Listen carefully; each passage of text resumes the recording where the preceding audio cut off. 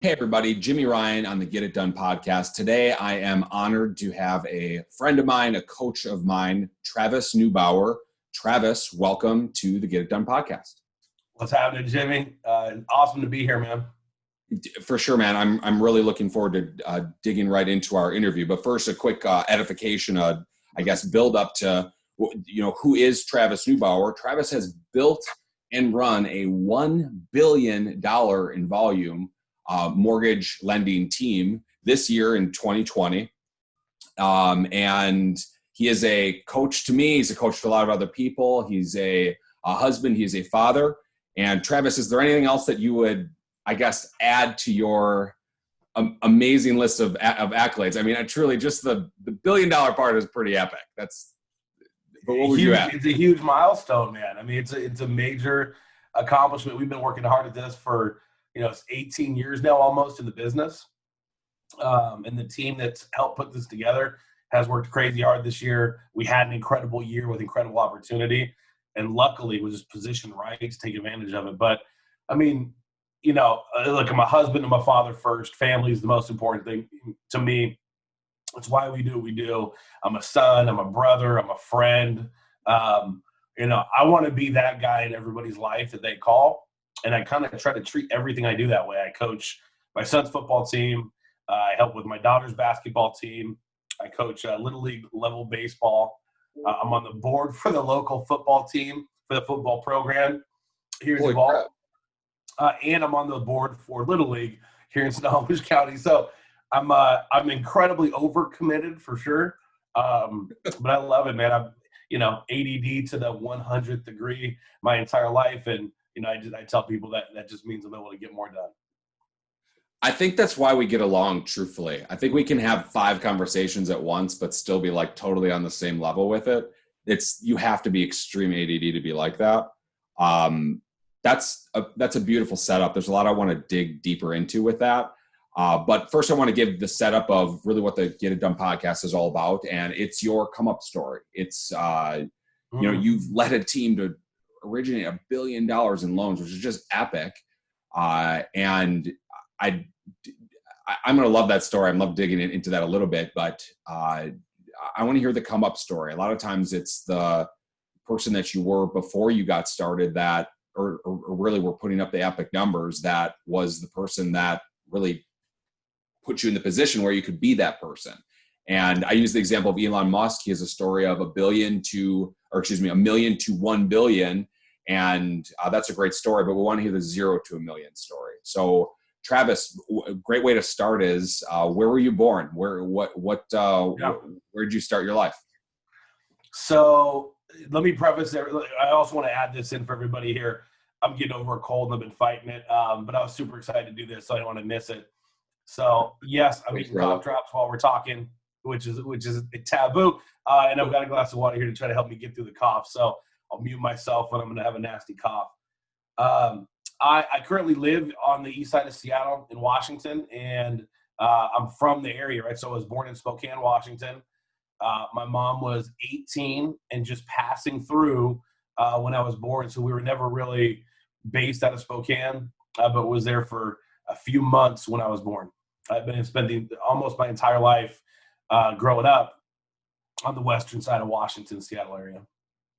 Wait, so your mom was just passing through and you were born there and then you just came to where you're at right now. Okay. So it's not like she was young. Yeah, she was young. So she was literally staying with family. She was staying with her uncle for like a month and a half, getting ready for school. And when she had me. Holy cow. I mean, was that planned? Young mom. No, I mean, what kind of planning gets done for an 18-year-old, right? Especially, an 18 and 19-year-old that are having a kid. It's definitely probably, I'm sure a lot of that stuff was unplanned. I love this already because I've known you for a while. We've had some deep conversations and I never knew your mom had you when you were 18 years old. I think that's incredible. What do you remember about, I guess, really early on? I have to imagine there were some major struggles and choices that need to be made. Oh man. Yeah. I would say, my come up story, if anything, is very much, a come up story. So I'll kind of go back a little bit. And I'll go before me. My mom is second generation. Her dad American. Her dad was from India. He was a neurosurgeon in Westchester, Pennsylvania. He was the head of the Chester County Hospital neurology department. And mom grew up, very privileged life, right, at that time in Philadelphia. And, all girls Catholic school, kind of very sheltered. And unfortunately, my grandfather died of a rare blood disease when she was 13 years old, thalassemia. And it's a lot like sickle cell, but in Indian men, or in the population, really. And so he died of a pretty rare blood disease. And, grandma was left to kind of pick the pieces up and put things back together. And, that ended up to them moving out to the West Coast, where grandma had family in the Northwest, kind of in the middle of Washington. And mom was young and just getting ready to head to college, and met my dad. And, the world was a completely different place from where she came from, right? It changed everything for her. And so she grew up really fast. And, next thing you know, she's 18, pregnant with me. My grandma relocated down to Texas because she got remarried. In those times, it was crazy. When my grandpa died, my grandmother could not own the home. She couldn't sign the deed and take over the bank account to own the home. Her dad had to fly in and sign the paperwork. They wouldn't let a woman sign the paperwork at the bank or to own the house back in those days. That's so nuts. So we're thinking, this is early 70s, right? Okay. Early 70s in Philadelphia area. So just a completely different time. Mom decided there's no cell phones. There's none of that. There's no Facebook statuses. There's no, you have to wait by phones and hope people answer for stuff. It's a completely different world. Remember that? It's incredible. She's just passing through. I just love how it's just kind of like, oh, by the way, Yeah. Oh yeah. A lot different than how I had my kids. That's for sure. So that's the start of your life. I guess, what would you add to that? My story, right? Sorry, I'm down to find a little piece here. It's fine. But I was going to add, brother, this is this is a conversation. This is an in-depth conversation. Yep. It's nothing you know what I mean? This is just us. Have the cough drop. Go. So, mom ends up staying in the Seattle area it has me. She was staying with her uncle. We got a job. Had my sister a year and a week later. Wow. So I have one sibling. It's my little sister Tara. She's a year and a week younger than me. And it didn't work out. Dad genuinely wasn't a great guy. And I'm going to pause there for a second. I went out of my way to develop a relationship with my dad, my birth father, when I was 18. It was just something I wanted to do. It was something I had to do. I needed to go meet him and find him. And a really good friend of mine kind of gave me the courage to help make that happen, right? I think he made the first phone call for me, because I was 18 and cool, and I'm not going to call him, right?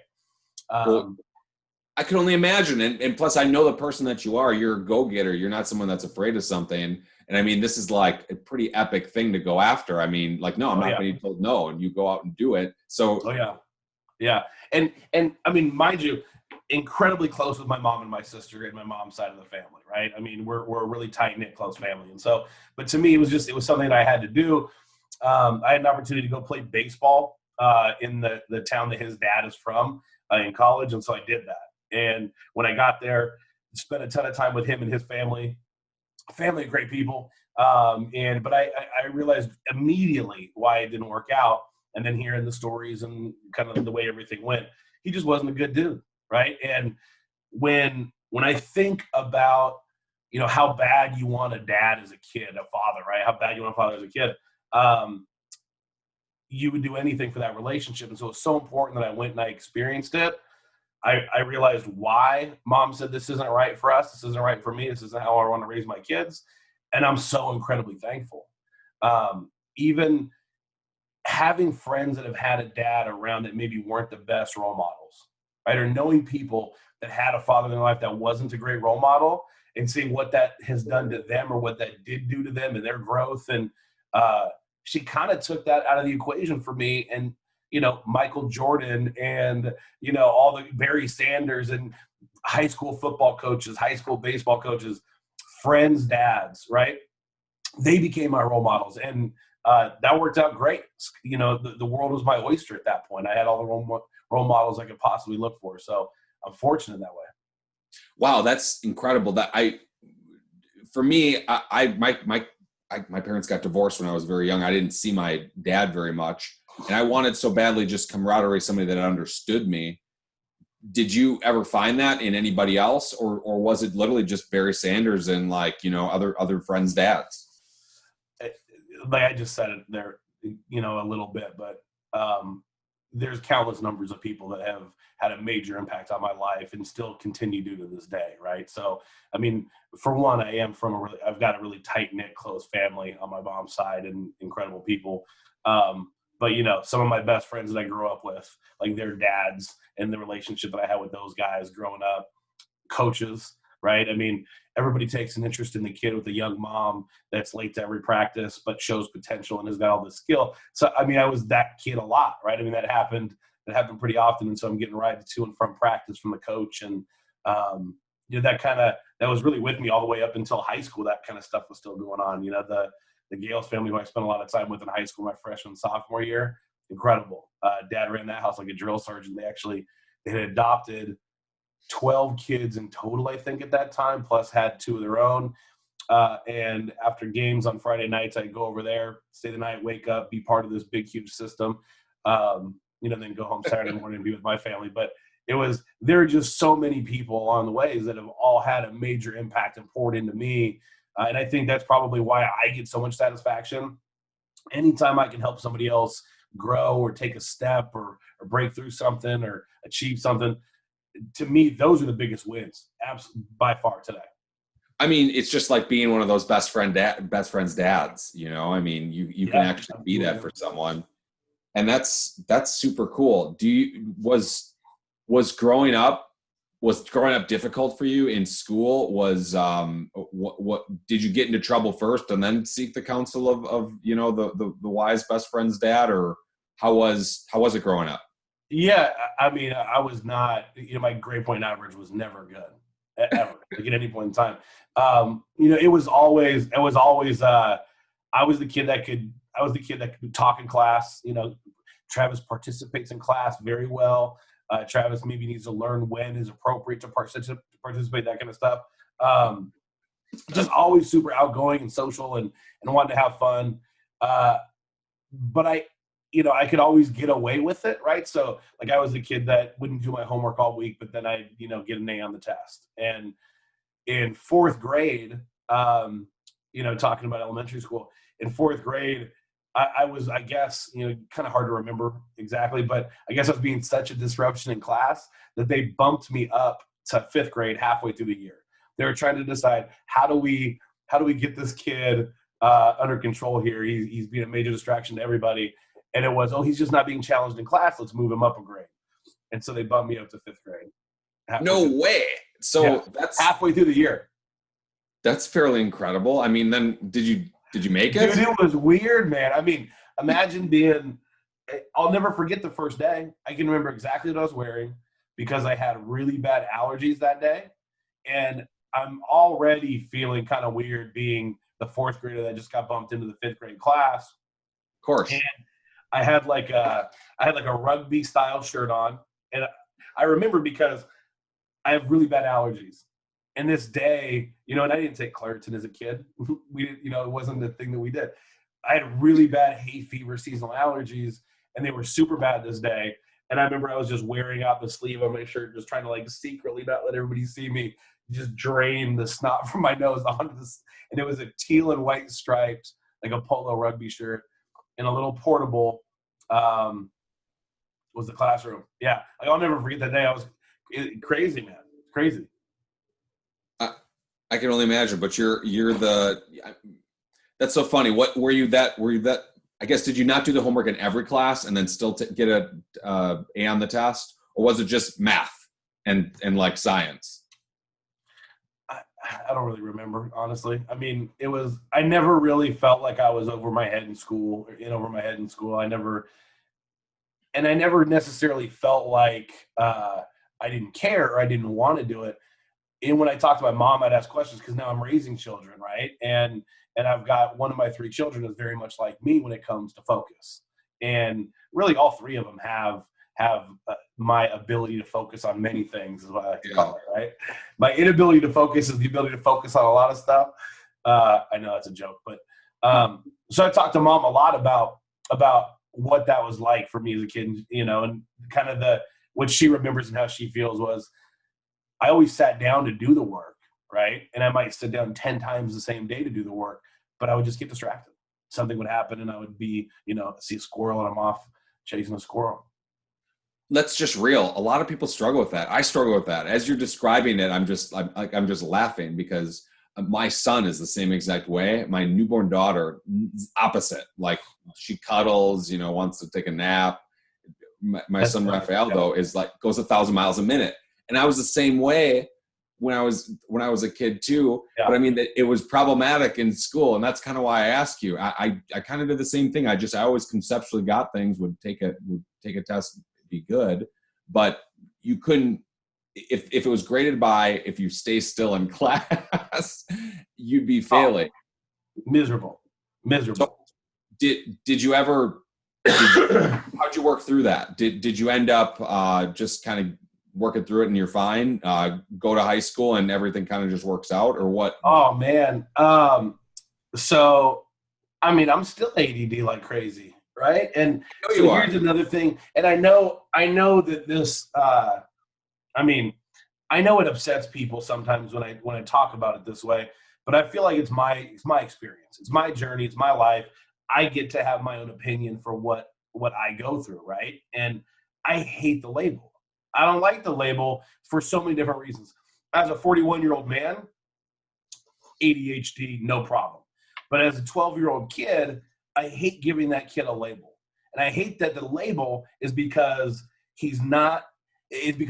that kid needs direct one-on-one attention to get but if you look at what that kid's going to do throughout the day, he's probably going to do some pretty cool stuff with some direct one-on-one education and supervision. That's just not the world that we live in, right? We live in a world and we've got a school system that you've got to be able to teach 20 to 40 kids at a time. And if you've got 2 or 3 of these guys in there, you got a Jimmy and a Travis in there just going crazy, it makes it really hard to manage that class. And so, what's right, I don't know, right? But what I do know is medication can be very helpful for people in so many different ways. I chose not to medicate, right? And so I think the first time I got suspended from school was in first grade, and I'm pretty sure I got suspended from school every year my entire life for the rest of my education, right? The rest of my school career. And it wasn't, I wasn't doing bad stuff. Like, I wasn't doing crazy stuff, right? I'd get suspended from school because I'd not go to detention when I was supposed to. And the teacher would say, "Hey, Travis, come back here. You need to go to detention." I'd say, no, thanks. I've got better stuff to do when I'd leave. Imagine trying to teach that kid in class and set an example for the rest of the kids in school, man. That's not hard. So, suspend him for a couple of days and make sure he takes it seriously, And so I'd stay home for a couple of days and watch Matlock or whatever, Murder, She Wrote, whatever local TV show was on all day during the day. So just be bored. Yeah. In high school, I went to a private high school, Kennedy Catholic High School in Burien, Washington, a little far away from Seattle. In the 90s, where I grew up in Seattle, the high school was terrible in West Seattle, where I grew up. And so my mom wanted to send me to Kennedy. And they had a great football program, and I loved sports and really dove all into that when I was there. And at the end of my sophomore year, towards the end of my sophomore year, we had Dean of Discipline. And the Dean of Discipline said, "Travis, we got to do something here. We got to get this." And the kind of stuff that I'd spend time talking to the Dean of Discipline about would be, you've got to stop asking so many questions in class, right? Like, religion was a class that you take at a Catholic high school. And so, I'd be, well, what about this? Well, how come this? Well, how come this? And, a lot of kids just didn't care, right? Or a lot of kids just, whatever, they're doing their thing. I was the kid that just wanted to ask a million questions, probably so incredibly annoying, I can imagine, right? When I wanted to know. And also, I was probably trying to be funny while I was asking questions too, right? Like always trying to be an entertainer. So, but it would be stuff, recognition. You want the recognition and the attention. I mean, that's basically what you're guilty of, whatever. For sure. And they're giving it to you too. Yep. And so towards the end of the year, they wanted me to go see a behavioral therapist, right? And essentially it was go get a test for ADD and take the medication if they prescribe. And then take Ritalin. There you go. Yeah, that's what it was. So I got prescribed Ritalin towards the end of my sophomore year. And God, I know I shouldn't say it, but I just gave it to all my friends that wanted it because I'm at a private school. So I started taking it because I was supposed to take it, right? So I started taking it. So funny. And I did the same thing. I can't even believe you. Really? I swear to God, I did the same thing. I know you probably shouldn't say it. That's terrible. But honestly, how did it make you feel? It made me feel like I swear to God, like I was drunk. I was in a coma, but like not good. Like I felt like it felt like all of my energy was stripped away. I felt like I was just like in a cloud and I couldn't be who I am. And I just I'm just floating there and things are happening. But I don't think I was any more attentive or better. I was just stoned, by the drug. That's what, but I mean, how do you explain that because for me, it was when I was in third grade and I just said it makes me different because I didn't know how else to describe it. But it's just I was a sophomore in high school, right? When I was taking it. And so I was a sophomore in high school and it was during baseball season or we were having baseball workouts. And so, but I was at practice and I remember I just had no enthusiasm. And for perspective, like my sophomore year, our varsity team, I think we lost in the state championship that year, right? As a sophomore, you didn't play very much varsity. So I played, JV mostly, got called up to the varsity games. I'd suit up with the team, got a little bit of playing time. But I was voted most inspirational. My freshman football team, we had just freshman football, right? Most inspirational because I was just, defensive captain, crazy, just getting everybody pumped up. That was my thing. I wasn't the fastest. I was quick, fast enough to get by as a middle linebacker, right? In high school. But my energy and the way that I just went about it was I was just crazy. And so I remember being at baseball practice going like, I have no energy. I have no enthusiasm. And then on top of that, towards the end of the day, I got like crazy mood swings. Like I felt like violently angry. Really? Off. Yeah. And I know there's, different side effects for everybody, but I remember I can think of a couple different times where I'm just like yelling at somebody super angrily and, realizing later that it was the medication that was causing that. Right. And what do you think it was? Do you think it was just like holding you back all day and then it just let it go or like what, like it just was? I don't know. I'll say that it definitely just has something to do with, a chemical adjustment to your makeup. Right. And then that wears off. And what does that do to you? Yeah. Right. And it's like you said, the whole point was to try to suppress, this energy, right. And make people focus more. So it's interesting to think about, but I'll say this. So as a kid, I remember going back to the behavioral therapist again. And this is my very next appointment after the prescription. And I got there and he's just like, so how's it going? And I said, dude, I stopped taking it. I said, I took it for like a week. I had no energy. I didn't even want to play baseball. I love baseball. I said, I kind of felt like a zombie. Like I felt like numb. Like I just felt like, and then I got these crazy mood swings towards the end of the day. So it was funny. He said, we talked for like 10 minutes about that. And then he said, okay, stop taking it. Just like that. And that was pretty much it for me. I didn't take it anymore. And I remember so I ended up taking it as an adult to try it, right? I know another adult friend of mine, I know don't take other people's medications. Yeah, I know, right? Okay. But as an adult, somebody that I know that takes, Adderall as an adult for attention deficit disorder. I just tried it. I just tried it. And I actually want to know. I've never tried it before. It's completely different than when I was a kid. Like, I felt like I had just drank like 20 cups of coffee and I was just ready to go crazy. So, but for me, that was too much. You don't want a guy like me taking Adderall all day, every day. I'd drive everybody nuts. Be going crazy. Right. You didn't respond to me in the first 5 minutes. I know I've reached out 3 texts, but I really need this now. Yeah. It's crazy, man. It's crazy. So, so move forward. So actually, getting people amped up for the football games, I could just totally see you doing that. That's just so. That's just hilarious. Any other high school, I got into trouble, was going the wrong way story, and was corrected and went the right way.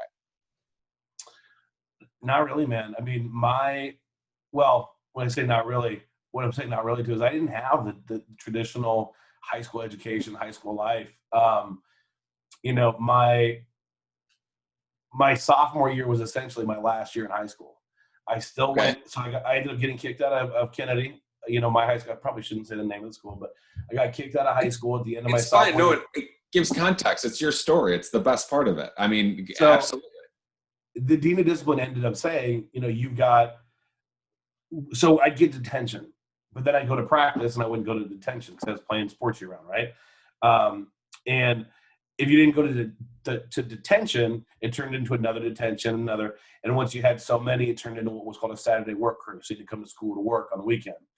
And at the end of the year, I had 80 hours of Saturday work crew. It was something crazy. And that's where you came to the school on a Saturday and there'd be somebody there from the school giving you jobs and work to do. I remember one day we were digging a trench for a water line. I remember at the high school. So I had all these hours of Saturday work crew, and towards the end of the school year, Mr. Walton, our dean of discipline, said, "Hey, you've got to come to Saturday work crew this many hours of summer. You can't come back next year." And just kind of like everything else in my, okay, all right, sure, yeah, I'll see you guys there. And I just came to school, my junior year, first day of school, like nothing happened without ever showing up for Saturday work crew. And he meant business. He wasn't kidding. So, can't come back. So I transferred to a public school, and at this point in time, the home life was crazy.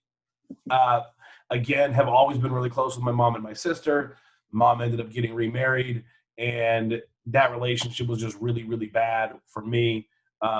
Really bad relationship, and ended up being bad for everybody. But for me and him, it was starting to become like a real issue. And so about halfway through my junior year, I lived with my high school girlfriend's parents, which ended that relationship almost immediately, as you can imagine.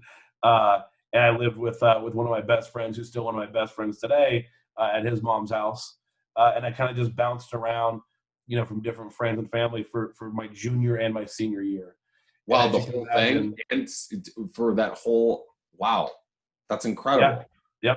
Yep. For my junior, senior year, as my girl I was dating, and this is one of those families that had a really big impact on my life when I look back on it, and we stay in touch because it's an important relationship for me, right? Or those relationships are important for me. Everybody's getting ready to go to college, right? And it's because even though I was doing what I was doing the same stuff as all my friends that were full on into school and living a regular life, but I was just doing all the social stuff. I wasn't doing all the other stuff, right? And she said, "What are you going to do?" And I said, "I don't know." And she said, "Well, go get your GED, and so that way you can go to community college or something, right?" And so, okay, she cares about me. She's trying to give me some good advice. And I always felt smart. It's one of those things, right? Like, I always felt smart. I never felt less than. One of the things my mom did better than I think you could ever possibly do was just instill confidence in me, make me feel loved and capable of anything.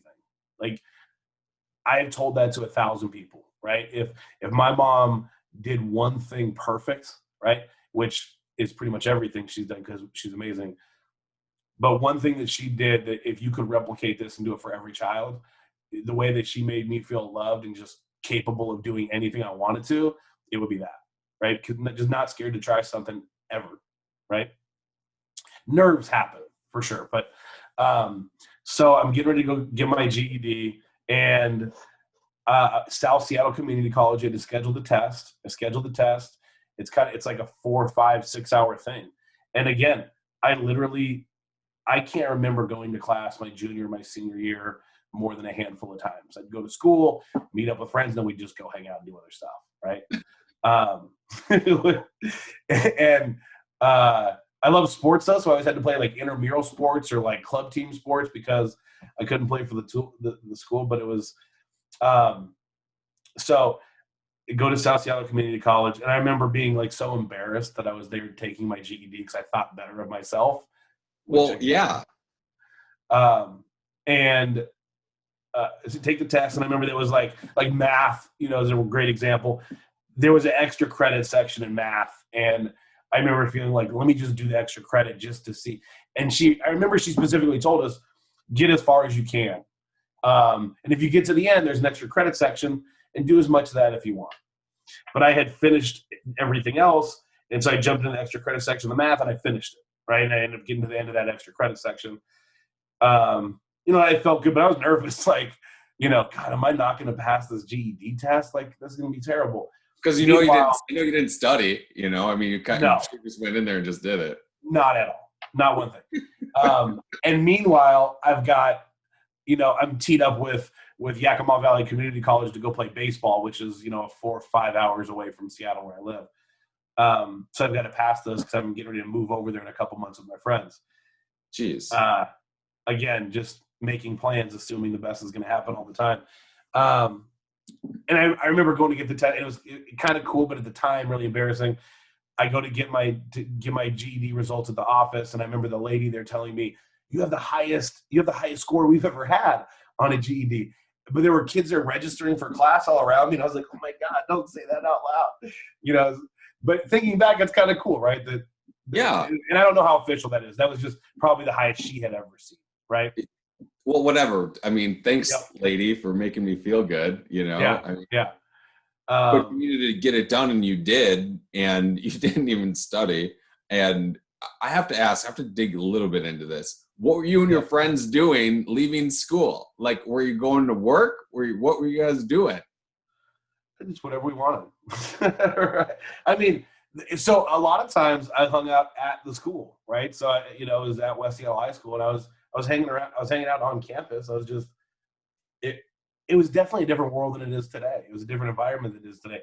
Hanging out in the parking lot and just doing stuff that teenagers think that they want to do, and walk over to the diner across the street and eat and just hang out. I mean, I get it. I mean, what do you even do back then in those days? It was a different world, but it's just so funny because I mean, and you go to a handful of days of high school and still get your GED, which is incredible. Did you have, other than sports, did you have any jobs at this time, or were you too good for it at this point?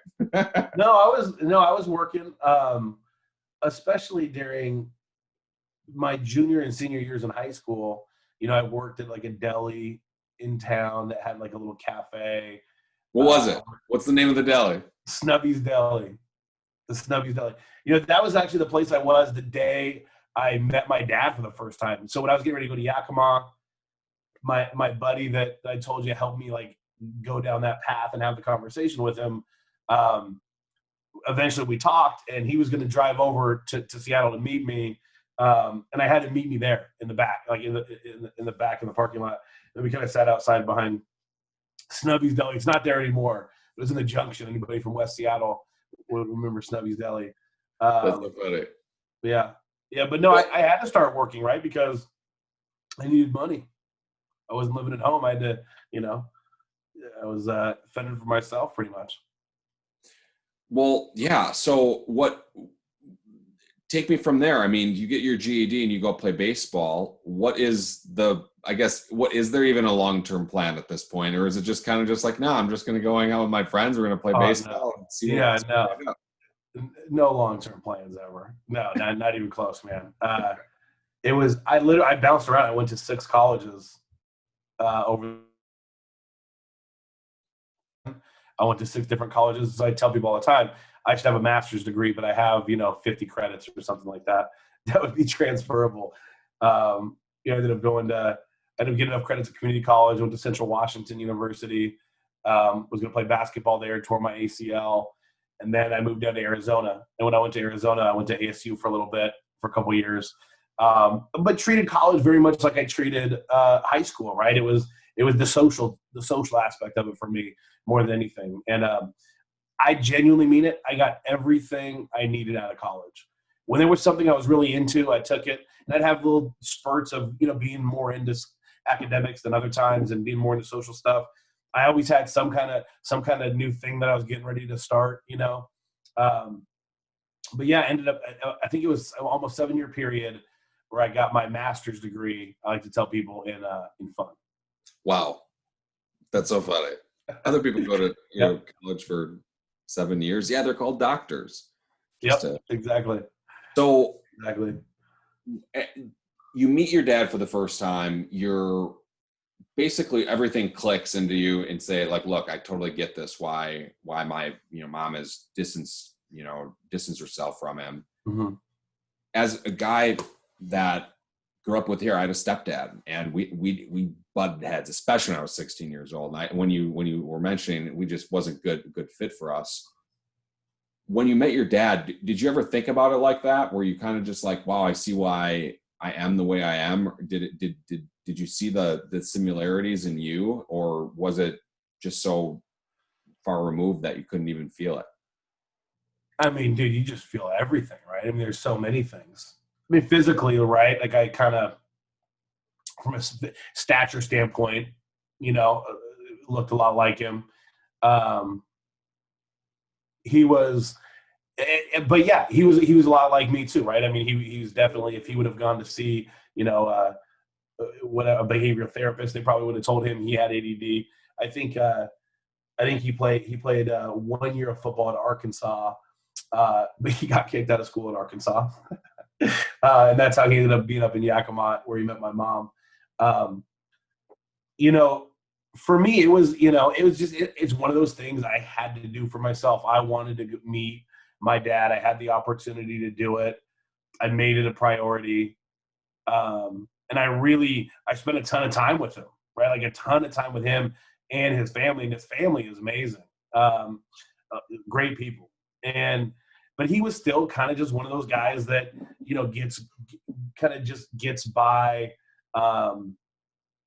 gets by with his mouth, right? He can kind of talk himself in and out of anything.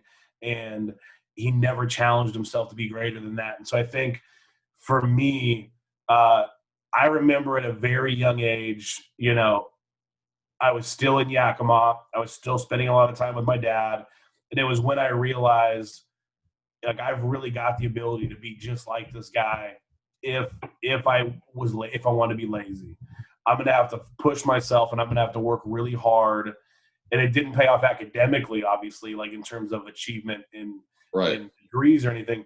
But what it did do is it changed my focus in the way I thought about life and the way I thought about what I do. He's one of those guys where I say, my take is they get off.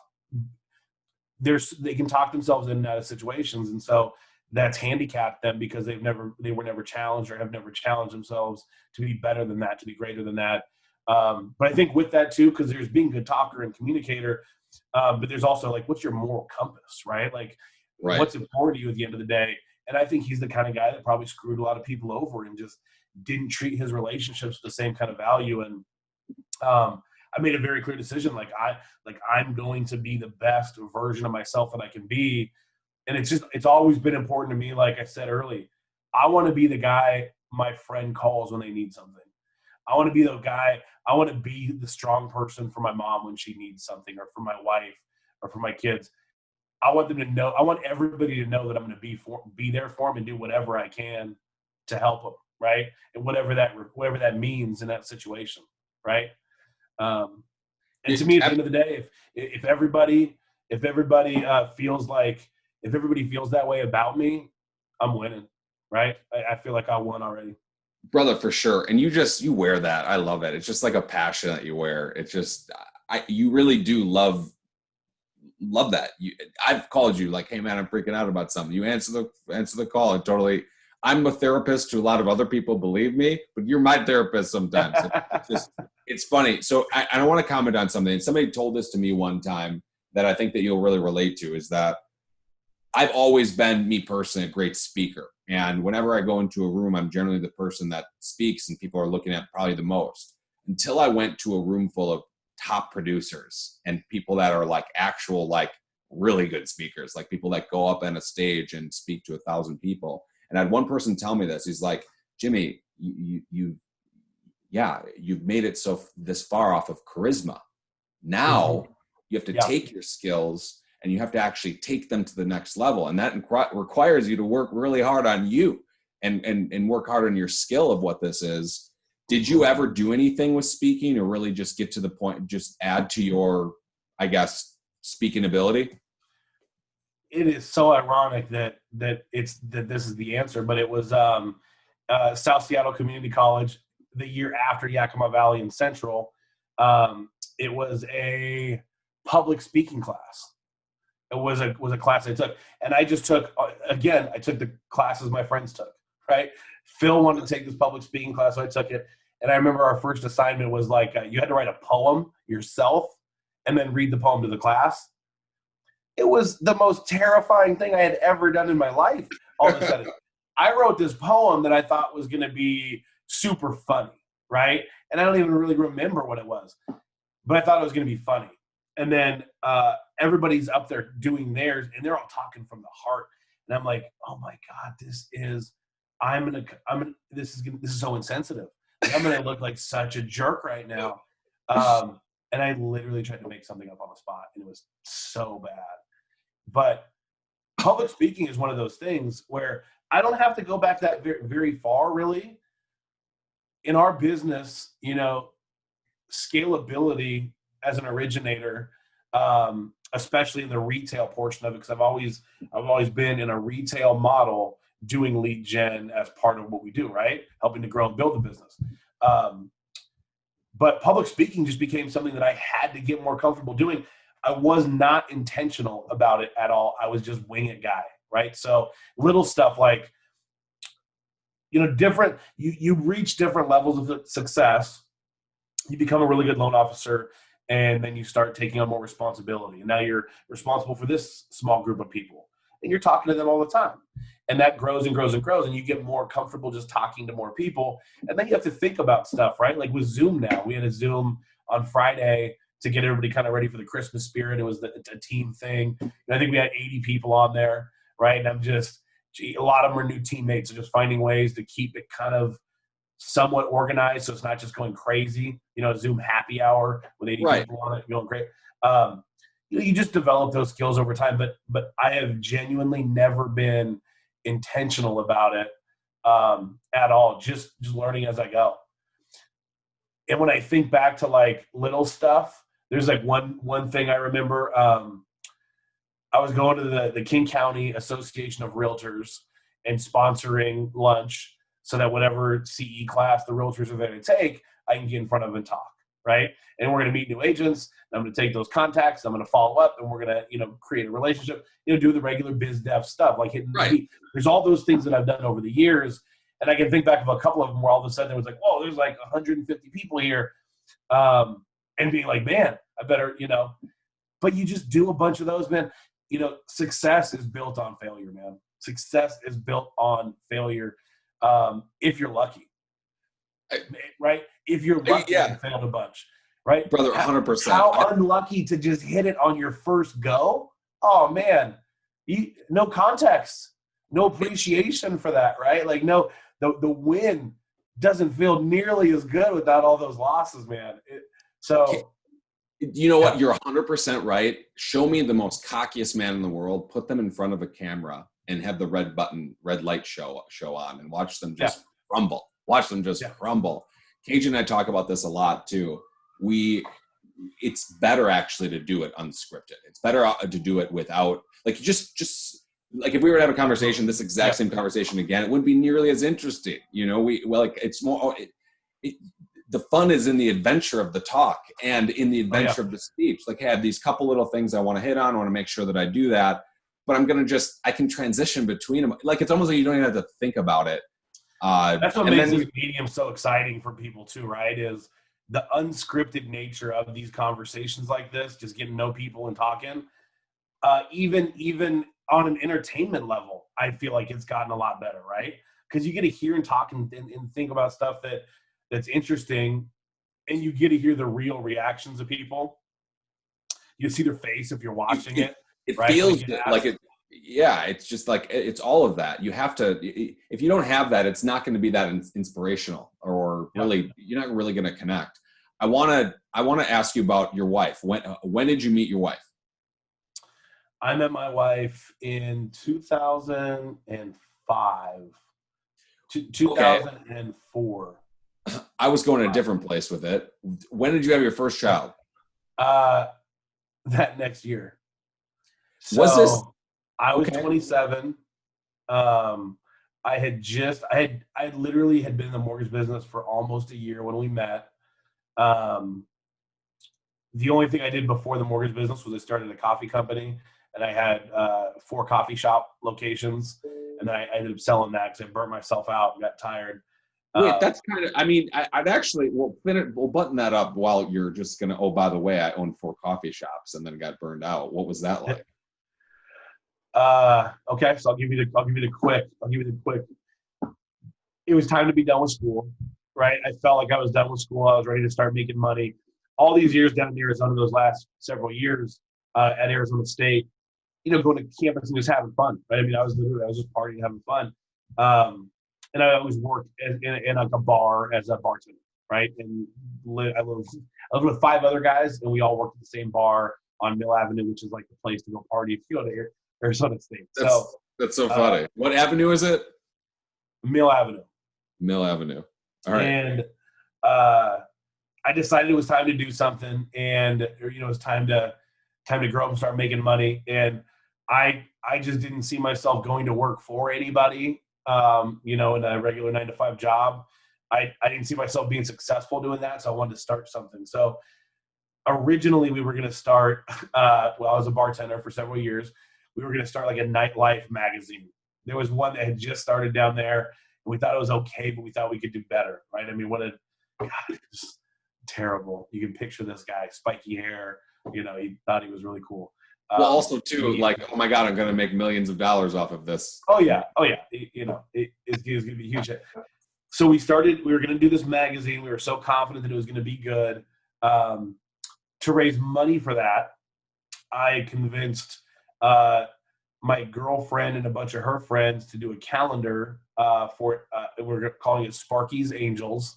And you could actually license ASU Sparky from the group that I ended up figuring it out, right? If I've got a task, I'm going to figure out what the result is I'm looking for. And we licensed Sparky for like $100, $150. It was something really small. If you were a registered student and you were using it for something like that, even if you were going to sell it, it was really, really cheap. So we licensed Sparky. It was Sparky's Angels, and it was, a bunch of my girlfriend, a bunch of her friends, doing photo shoots at the pool at like our friend's parents' house down there.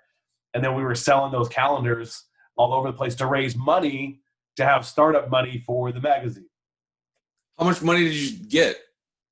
I think we ended up with like a little under 20 grand total from the calendar. That's kind of a lot. You must have hustled your ass off. Oh yeah, dude. Oh yeah. It was fun. It was super fun.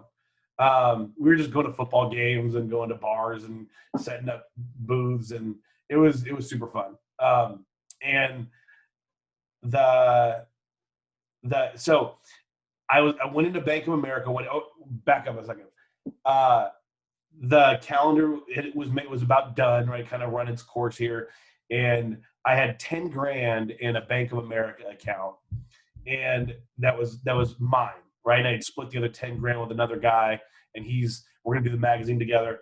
I realized before we were even done with the calendar that he wouldn't be a good business partner. a really good friend, didn't want to do business with them. There was no way, not the same work ethic.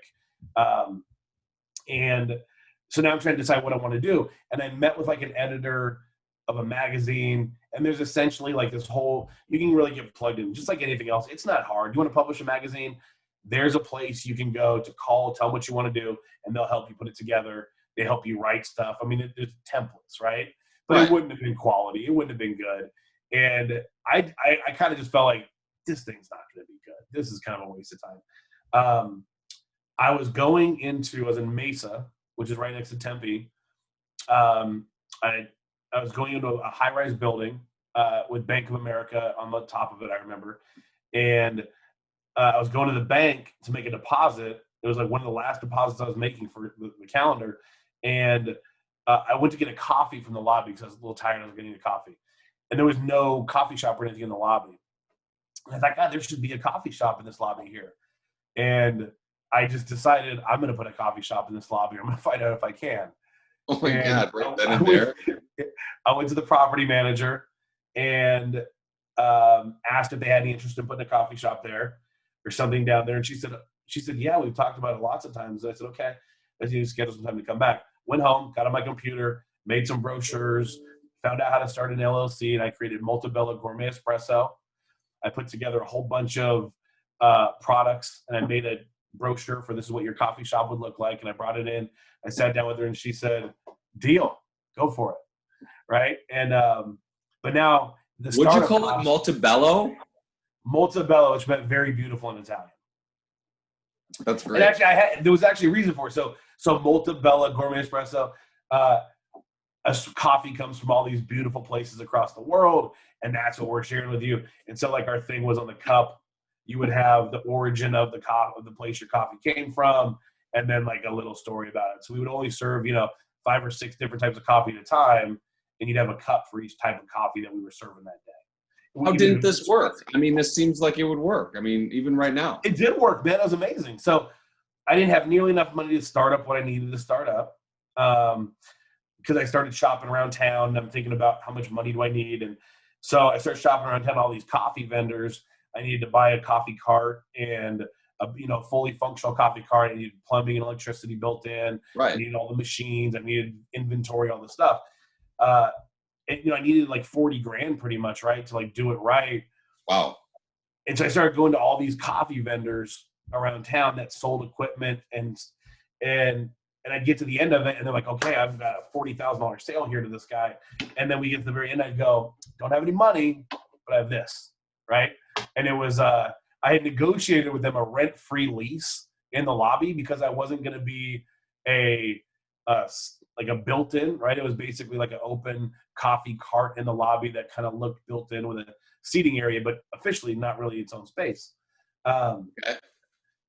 And so I said, if you bring anybody by, my whole sales pitch was like, bring somebody by and I'll give them a free cup of coffee if they're looking at renting space here or whatever, right? And then I'll just be a service for the group. And so do a rent-free lease for me so I can get going. And then the caveat would be, 6 months notice, you guys want us to get out, we'll get out at any point in time. And I can't believe I talked myself into that, but I did, right? And so I shopped that lease around. I said, I've got a rent-free lease in this building. And I eventually ended up meeting Ron Cortez with Cafe Cortez Coffee, based out of Tempe, Arizona. And the guy grew up on a coffee plantation in Costa Rica. He literally is the coffee guy, right? Yeah. If you picture, he roasts his own coffee in his big warehouse. He always smells like coffee. His truck that he drives around, like a Mitsubishi SUV, smelled like coffee. He found the guy. Coffee guy. And he loved it. And he trained me. He taught me everything. So we ended up partnering up on the deal. And he was my partner. And it was amazing. It was awesome. He taught me what I needed to know. And I ended up outside of that, I ended up opening up another coffee cart in another high-rise building. And then photo mats. I don't know who remembers the drive-through photo booth where you actually took physical film to get printed. That was a real thing before back in the day. you took your film in to get printed and you got pictures, right? So there's an old photo mat in Phoenix that was vacant, and I turned that into a drive-through coffee shop. And I did the same thing again with another. Actually, I bought an existing drive-through coffee shop a year later and just turned it into a multi-bella coffee shop. So in the end, I had 4 locations. It was amazing. It was great. It took a ton of work and effort. I learned a lot. I learned how bad of an employee I always was before you own the business, and now you have a whole new level of respect for every employee, being an owner, right? For everybody. Humility, right? Because you've got to do every single job. You've got to clean the toilets. You've got to do whatever, right? Yep. And I did that for about 4 years, and I just kind of ran myself tired. So coffee, early morning thing. And I was young still, right? I mean, at this point in time, I was probably 25 when I was doing this. Probably 26 when I sold it. 25 when I sold it, actually. So I started when I was like 23 about. And dude, I was up at 3:30 every day. And I went to each location to open them up and get them ready. And then towards the end of the day, I had to make it around to each location. I'll lock them up, close them up, cash registers, and all that kind of stuff. And I'm home at 8 o'clock. And so I'm not kidding you. I've told 1,000 people this over the years. If I had said 10 times, 20 times, it'd just be a guess, because it's really kind of a blur, that time period. It was just go, go, go. Because I'd get home at 8 o'clock at night. I'd put a frozen pizza in the oven, and wake up in the morning, and that frozen pizza would just be like a little black disc in the oven still, because it just literally cooked all night in the oven. Like, I can't believe I burned the house down. I did that so many times because I'd fall asleep before the pizza would be done, and get up in the morning and go do the same thing. So I was tired. I was super burnt out. One of the girls that worked for me's dad had just sold a flooring business, and he was trying to decide what he was going to do next. It was actually really funny. Online poker had just become a thing.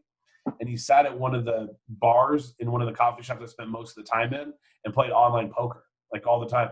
I called him Maverick because he was playing poker. That's sweet. And he had sold his business, and he's in there playing online poker.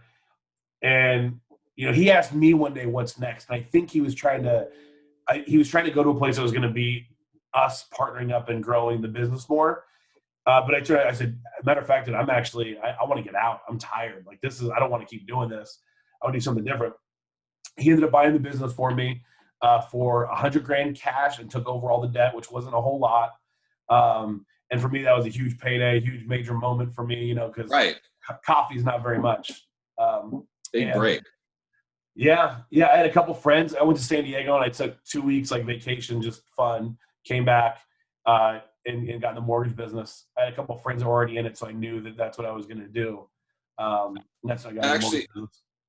So that's great. So how does that happen though? Just is it literally just your buddies? Yeah, sure, I'll give this a try. Not a big thing. No. So, well, I knew a couple guys. This is 2004 now, right? And so everybody knew, in their 20s, had a friend that had gotten into the mortgage business and was just making and was just killing money, right? Yeah. And, finance and economics was what I studied when I was going to school, right? And so I was comfortable with math, right? It was something I knew. I was confident in that. And so I got to learn the business from them a little bit, and then decided, and in talking about what the commissions were and all that kind of stuff, I said, oh, yeah, this is great. I'm going to try it. Yeah, sure. One of the girls, a girl that I was dating at that time, she was a broker for a mortgage brokerage in the first high rise that I'd ever put one of those coffee carts. And so, I mean, again, dude, like, I've been so unintentional with so many things in my life, but the things that I was intentional about was just doing better and growing and doing more, right? And looking for opportunity and then figuring out if it made sense. So, and dating the girls that were pretty enough at the high rise. I mean, right. Yeah. Yep. I was a coffee guy for sure. One of the girls I was dating worked at a brokerage upstairs, and some of the guys that I knew were loan officers for other mortgage companies, and Countrywide had a big call center in Phoenix too. And so I knew a couple guys at Countrywide, and the girl that I was dating was working as a brokerage. Her mom was a real estate agent, which is why she got into it. And so I saw being a broker on your own, I'd make way more money than being a loan officer like one of these guys at Countrywide or whatever per Right. deal. Like I had more control. And again, that sense of confidence, I didn't need somebody else, which, you know, crazy that I even felt that I could just go jump in and do stuff. Right. But so I decided this is a better deal. I mean, the deal was 10%, right? So I had to bring all my own equipment, my own laptop, my own stuff. I paid for my own stuff, you know, paid for your own credit reports, all of that. It was 10%. So you got 90% commission. Yeah, I got 90%. He got 10% of whatever commission I made. Jeez. And I still remember, so coffee guy, young coffee guy, where did I go to buy coffee equipment? Well, I'd go to the local coffee distributors and supply companies, and I'd look at whatever product was there that I needed, and then I always go to eBay and see if I could find a better deal. And it was always a better deal on eBay. So I ended up buying a lot of my supplies off eBay when it came to equipment and stuff. And so this is so funny, you guys. When I got into mortgage, they said you got to buy leads, right? And so there are all these lead guys around. You're going to buy farm lists. You're going to buy this. You're going to buy this. And you got to come up with some opportunity, some way to call people. There's always some new thing. And that just happens to be the guy that was in the chair sitting next to me. That's what he said. So I went to eBay and looked for mortgage leads to see if I could find better mortgage leads. I paid like $30. And you found leads on eBay? What I bought was probably an old farm list. Okay. Because what I got was I just got a package in the mail with name, phone number, address. I got a farm list, right? Oh my God. And somebody was just reselling it mortgage leads on eBay. They found the sucker. First loan I ever closed came from that list. Amazing. Yep. There were three of us. I had two other guys that were trying to get into it at the same time as me. Because I've always kind of been one of those guys too, where I was doing something. I'm like, hey, come do this. I'm doing this. Yeah, jump in. Let's do it together, right? Me too. I love that. And there were three of us that we would, if I wasn't at the office, one of them had just bought a house, and we basically set up the kitchen as like a big office for us, right? We had a whiteboard, and we're all doing all this kind of stuff, right? That's awesome. I got a retired judge in Huntington Beach. I still remember his name. What's his name? Joseph Vogren. Retired judge in Huntington Beach. First loan I ever did. And it ended up being great, but in the beginning it was kind of a disappointment. It was like, he wants a HELOC. What's a HELOC? What's a line of credit? And then I find out, that's this. It doesn't pay as much, but still it's a deal. Well, before I could even get started with the HELOC, he called me back and said, hey, there's this new thing called an option arm. I want this option arm product. Do you have it? And we had it through Chevy Chase and World Savings. And, those of you that know the option arm product, what it is, it's right. 4 payments to choose from, right? Pick a pay. It's got a 1% negative amortization payment. So you pay 1% interest only, but your rate is, say, 5, right? Or whatever. But you're only paying 1%, and that negative amortization gets added to your loan balance. He said, I'm a heavy investor in the stock market. I'm gonna make the minimum payment. I'm gonna use that additional money to invest, and I'm gonna outperform this interest rate. So I'm gonna have a free mortgage. And I was like, wow, you're a genius. That's amazing. And so it was actually the one and only option arm I ever did. But the commission on those things were crazy, right? What's that? He sold you basically. I mean, you just said yes, but the commissions. I sold him nothing. I sold him nothing other than like, yeah, I can make this happen for you, and I'm gonna, that was it. And then you had to figure out how to do it. Why a guy like that didn't already have a mortgage guy? How I won that deal? Great question, right? If I could look him up and call him and say, hey, why did you choose me? It'd be great to hear that answer. You'll get a refinance out of that phone call if you do. Right. Yeah. So you kind of just random, by the way, get into the mortgage industry, and you're calling leads already off of a farm list. And I want to be super respectful of your time. I have a few questions that I ask people, but I want to button up mortgages with really your start. And I have to imagine that you weren't getting quality leads. Those are not quality leads in a farm list. I mean, they're just not. A farm list, yeah. Basically, it's the coldest thing in the world. And I think that you're known as, I know that you are known this, you're known as somebody that can get on the phone and get anybody in the world to take an application. And you just have this power, this energy that you bring through the phone that is difficult to articulate. But if you could, I guess, speak to what your upbringing calling leads has built you into, and just what, like, was it just a sheer volume? Was it just having the same conversation 1,000 times? Why is it that you succeed with leads? Man, there's a lot to unpack in that question. I think if I'm thinking about like the success that I've had. And so for one, just right place, right time, right? I'll put a bow on it super quick by saying I did that one deal at the broker shop before going to work for Ditech, which was a massive call center down in Phoenix. And I learned leads. I learned the mortgage business. I was originating in 48 states. So I saw every scenario. I could take 10 applications a day if I wanted to put the time in, because we had a mortgage refi boom going on at that time, right? And I wanted to be number one every month. I was driven to be number one, be towards the top, and I was the new guy. And there were just so many incredibly intelligent people around me willing to share, and I just soaked it all up as much as I could, right? And then that coupled with the work ethic and the tenacity, right? And what I learned, what I remember learning there was, and what still comes with me today is, I remembered, how do I get the deal done? Now can we make that happen, right? So I really remember just figure out how to get an approvable deal for them, and then say, okay, here's what a deal would look like. Does this, because you might be here trying to get here, and I can only get you here, right? Is that good enough, or do you need to get all the way there? And how do I help make that happen? That was a really big tool that's always kind of stayed with me, right? Figure out how close you can get to the goal. So you got to find out what the goal is, right?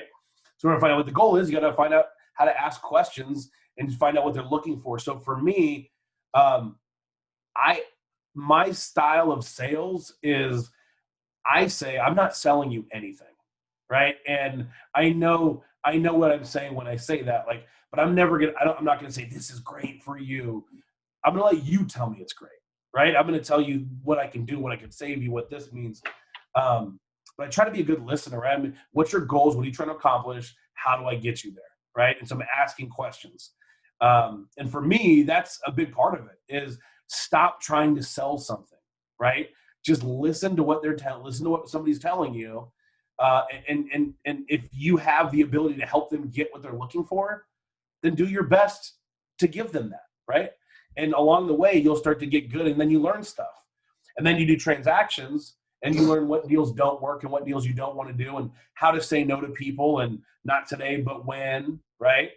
You learn all that stuff. And now one conversation with somebody, 18 years, 17 years, however long it's been later, you can talk to somebody and they know, okay, I'm talking to a mortgage guy that knows his stuff, and they're asking me about what I want. Like, they're not selling me anything. I'm asking them questions, and then finding out what they're trying to get to, and then saying, okay, here are what the options look like. And sometimes when it happens, I always try to put myself in a position to be able to do everything, but you can't always, right? Especially a time like right now. Right. So I've gotten really good at having a good network and saying, here's what your options are. If you go that route, this is what you want to do. I don't specialize in that, but this person does. And if you go that route, I'll hook you up with that person. And then if you go these routes, then this is what those look like, and that's what I do, and here's what those look like, right? You can't be afraid to tell people when you're not the right person for them, because they will remember that, and over time, those people come back to you because mortgage, you maybe just weren't the right person to do that one with, and you help them figure that out. I think that you also develop a skill of just telling people what they don't want to hear also, where, I'm going to wait, until I save up 20%. I'm going to wait until I do this. I'm going to wait until I do that, or whatever it is. And you have to encourage them through that to also take their first step and, do it without knowing step 2 or 3, which is a unique gift to be able to actually get people to do. And you come at it with just fire. I love listening to your lead calls, because you just literally, you call people on BS immediately, and you basically just like go straight for the throat a lot of times with people. But it's fun to listen to, because you're not selling them. I think that's something that I wrote that down that you said. You're not really selling them. You're just taking them all the way down the rabbit hole of their plan, telling them what that's like, and then telling them about the plan that ends with a closing. And it's just cool to see you bring that fire. Would you add any more to that? Yeah, I think that the goal for every originator out there, right? Or even if you're in real estate, right? Any industry, the goal is to be a pro. Be a pro, right? Like we talked about this a little bit ago. This very relevant to my story and why I am the way that I am. I'm going to be more than a good salesperson. I'm going to be more than a good talker. I'm going to be good at it too, right? That was important to me from day one. And so wanting to be a good loan officer, wanting to be good at the job and not just able to get deals, but want to be good at it. So for me, it's a race to be a pro at your profession and to get really good at it, so that when you get a phone call or when you make a phone call for a potential deal, it's just a conversation just like this. I'm not worried about what you're going to say, right? If you tell me something, I'm going to give you a direct, honest answer. And so like when somebody calls somebody on their BS, it's not even intentionally doing it for that purpose. It's doing it because, well, no, that's actually not right. It's this is what you need to think about. But I'm also willing to say, hang on, let me go check something really quick, so I'm not sure. And then I'll go look it up, right, and try to find the answer. Once you get there and you're just trying to help, right, I'm going to earn your business because I'm going to do a good job, and you're going to feel that I did a good job for you. And if you shop me around and compare me to other people, you're going to say, no, Travis did a great job. I want to work with him. That's what I'm trying to make happen when I'm talking to people. Love it, brother. Love it. All right, I want to be super respectful of your time, and I know that we have a hard stop, so I want to ask a couple questions that I ask everybody. So first is this: you've already answered it, but I want to ask it, and actually I didn't ask it directly. So, do you feel like you've ever had a big break? Countless of them. Name a few. I mean, being born, dude. I mean, go all the way to the very beginning. How lucky am I that I was that one guy that got all the way to the finish line? That's the biggest break. Right. Think about it, right? I mean, getting moved up into 5th grade, right? Having so many breaks, man. And in my career too, right? Just anybody that ever took a chance on me, right? Joe Vogren, he probably could tell that I was one of the first deals that I'd ever done was him, right? It's anybody that's ever put their trust in me, right? Is an ongoing break. That's beautiful, brother. I love that. I'm glad I asked the question because I didn't think you would have asked. I thought you were going to say the sale of the coffee shop, but the truth is that we in the sales game, especially that really wasn't a break, man. That was like I sold something. That was a transaction. Right. It's like every sale is, every sale is like it really is. It's a big break. It's beautiful. For me though, it wasn't about the money, which is why I think I didn't even think of that as a big break, right? Because for me, it's like you work for money. You want money. You want what you can get and experience life, right? But like my primary focus is never the amount of money or the money of the transaction. It's never that. It's about I wrote it down and now I can't even write my handwriting. But it's about your friends, your mom, your kids. You want to be the best guy. Mm-hmm. And you want to actually be someone that, if you ever need something, you're the first person to call. And that shines through in your answer. Was there ever a time you felt like giving up? No. I've had this conversation before with a lot of people and in a lot of like in depth. I have felt despair. I have been rock bottom, like, don't know where my next meal's coming from. And I'm not super well read on this kind of stuff at all. So this is just me talking about it. But for somebody that had to fight and scrap so hard, so long for everything, I feel like it's just like against everything I've trained myself to do to give up, right? It's just not who I am. That's just real. No, you don't have to be well read up on it. I mean, it's how you feel is the most genuine answer, is the most beautiful thing. And you and I are a lot alike, I think, emotional wise, EQ wise, or IQ, whatever it's called. But I feel like it's something that is, you get this feeling in you, like you feel like failure and you feel like you're going that way, but it's almost just like a snap. It's almost like you feel like you've shifted a little bit and you can just like, it's just like you kick it back into the other. if you can't even allow yourself to think about it, I guess. Is that, I guess, Yeah, I'm annoyingly optimistic to some of my best friends. When we're having real life conversations about stuff, whatever it is, they know they're going to get an optimistic view from me, which in business, I've had to train myself to answer questions with why something won't work before I decide to explore if it's going to be a good idea. Gosh, man. Oh, I struggle with the same thing. That's so funny. All salesmen are that way. You want to sell something to somebody? Go find a salesperson. They find a way to make it work. Yeah. Yeah. If you were to do it all over again, Travis, what would you change? Man, that's such a tricky question. Do I have regrets? Absolutely. Right.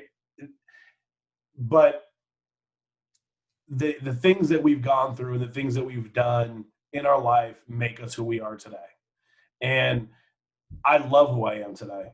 And I love who I'm able to be for other people today. And I'm incredibly proud of that. And I wish more people were like that, right? Where it came from the heart and it was genuine. So the different things that I would change, the hardships, wouldn't change any of them. The only thing that I would ever say that I would change is anybody that I hurt, anybody that I disappointed, even though those things led to me becoming a better person, because when you hurt somebody, if your moral compass is right, you don't want to do that to somebody ever again, right? You don't want to disappoint somebody. And so though I am who I am for a reason, if I could take the pain away of any time that I did that to somebody, and I haven't done anything too crazy, right? But I just, anytime I had hurt somebody, disappointed somebody, if I could take that away, I would. That's just real. That's beautiful.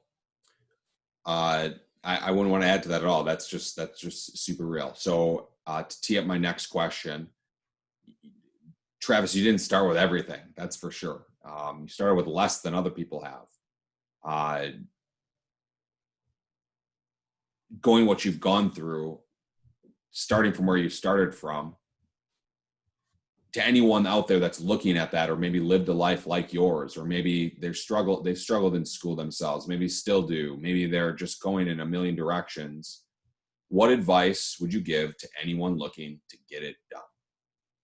Man, be proud of who you are right now in this moment, and let your desires and dreams and drive, right? Let that be what gets you there. I spent such a long time wanting to be the picture of success in my mind. And in my mind, the picture of success was, Ivy League, silver spoon, tennis and golf club guy, right? To me, that was the picture of success. And so it's what I wanted that. And I tried to make my story and my person give that vibe off. And it took a little bit of time, but I realized, are you kidding me? My story is so disrespected by trying to make it look like something else. So be proud of exactly who you are, where you come from, and let your work and your passion for what you do be why people want to do business with you and are attracted to. Being successful, you'll feel successful when it's right for you, right? Don't chase somebody else's vision of success. Love it. And a quick follow-up on it. Do you feel that you've made it, Travis? Are you successful right now?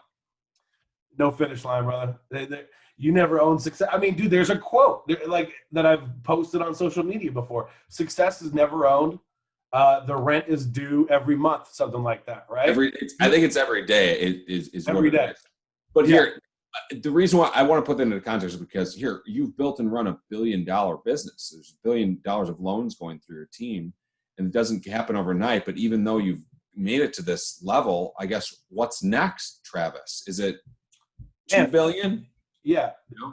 Sky's the limit. I mean, my business partner, Waylon Coleman, is my business partner, and he's one of the best big picture guys I've ever been around.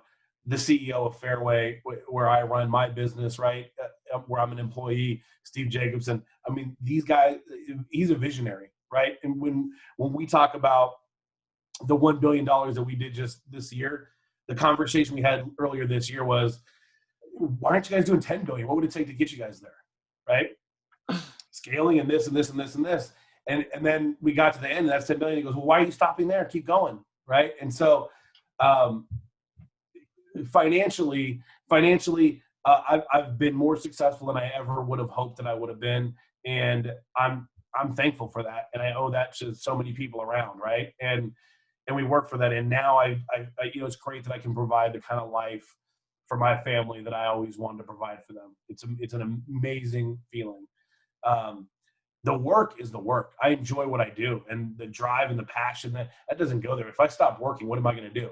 I would drive my family crazy because I'd try to get them all, 100% grades in every single class, and 5 for 5 in hitting in baseball today, and never miss a free throw. I mean, I drive them crazy, right? So I've got to have something to focus this crazy energy on, and it's the mortgage business. It's been that for 17, 18 years. It'll be that for as long as it makes sense for it to be, and I'm going to keep loving it and trying to, add value anywhere that I can. Keep crushing it, brother. That's great. All right. I want to thank everyone for joining us. I want to especially thank Travis. Travis, how can people get in touch with you if they are looking to connect? Man, I do, I do a little bit of all the social media, but it's really just looking.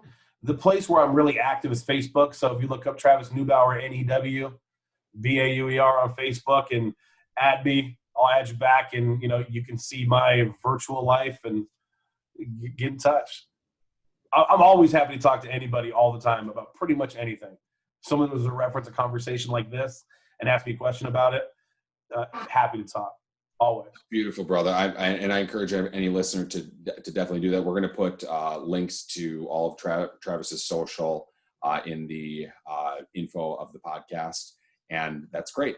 All right, so this has been the Get It Done podcast. You can find us on Spotify, Apple Podcasts, anywhere that you listen to podcasts. And if you want to support the show, I encourage you, write a 5-star review. Please tell a friend, hit that subscribe button. All those things help us to make a huge difference to getting our word out and reach more people. Thanks so much for listening. Thanks, Travis. Thanks, Jimmy.